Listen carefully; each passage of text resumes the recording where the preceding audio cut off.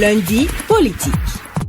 Le code électoral en vigueur au Bénin instaure des réformes importantes, des réformes qui impactent le processus électoral. Il y a notamment la question du seuil d'éligibilité à l'attribution des sièges, désormais fixé à 20% par circonscription électorale. Cette réforme est source de débat et de contestation, certains estimant qu'elle ne favorise pas une démocratie pluraliste.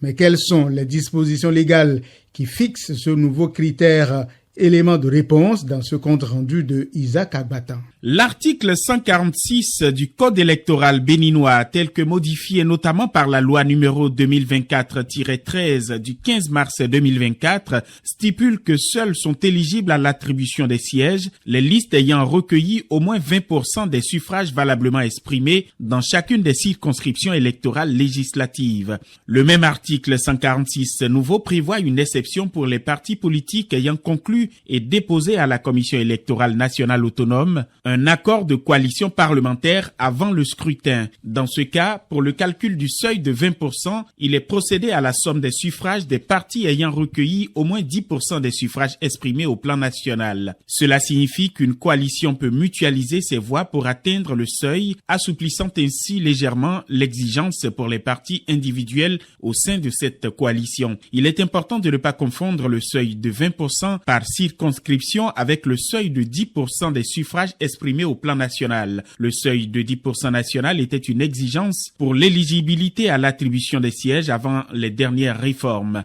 Malgré cela, le sujet suscite des débats enflammés lorsqu'on réunit des membres de chapelles politiques opposées autour de la même table. Marie-Léa Yemadjoro, vous avez récemment animé un plateau débat sur la question. Et on peut dire que les positions des acteurs politiques sont tout sauf convergentes.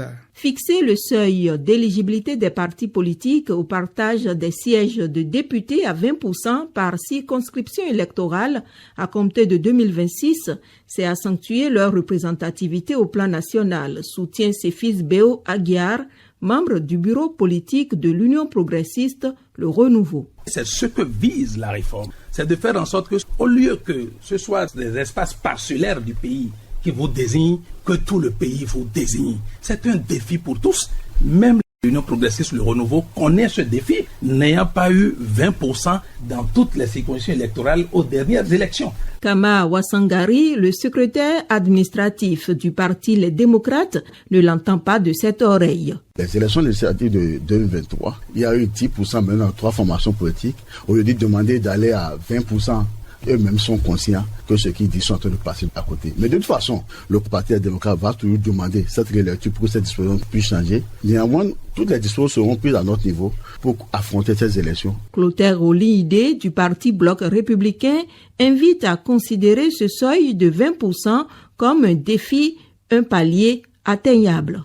On se met en même temps des barrières pour dire personne n'a eu, donc on ne peut pas avoir. Pourquoi? Le travail politique n'est pas un travail intellectuel, c'est un travail de terrain. Et nous travaillons pour l'atteindre. Pourquoi est-ce qu'ils ne feraient pas pareil?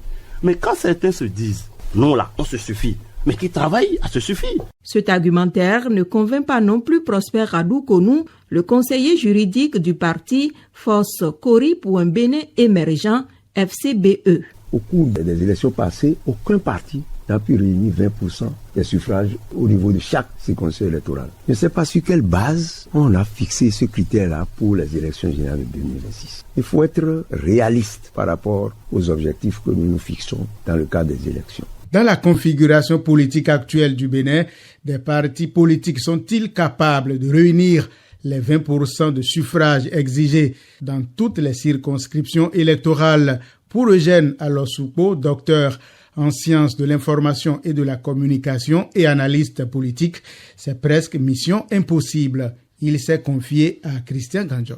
Dans le contexte actuel, je ne vois aucun parti seul lever 20% de suffrages exprimés par circonscription électorale. Est-ce à dire que c'est un défi insurmontable?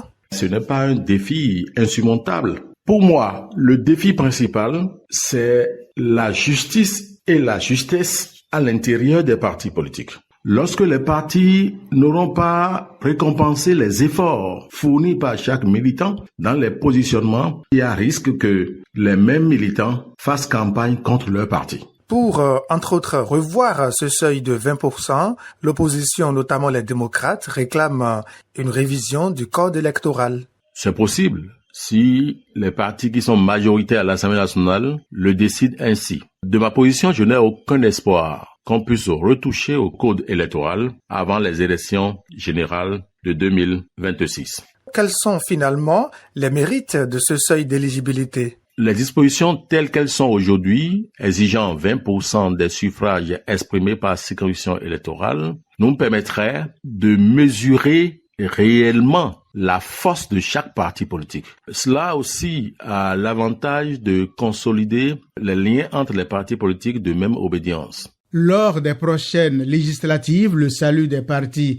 en lice passera donc par l'obtention des 20% de suffrages exprimés dans chacune des 24 circonscriptions électorales du pays ou par un accord de gouvernance gagnant-gagnant, ceci si le code électoral en vigueur n'est pas retouché, comme l'appelle de tous ses vœux l'opposition. Lundi politique.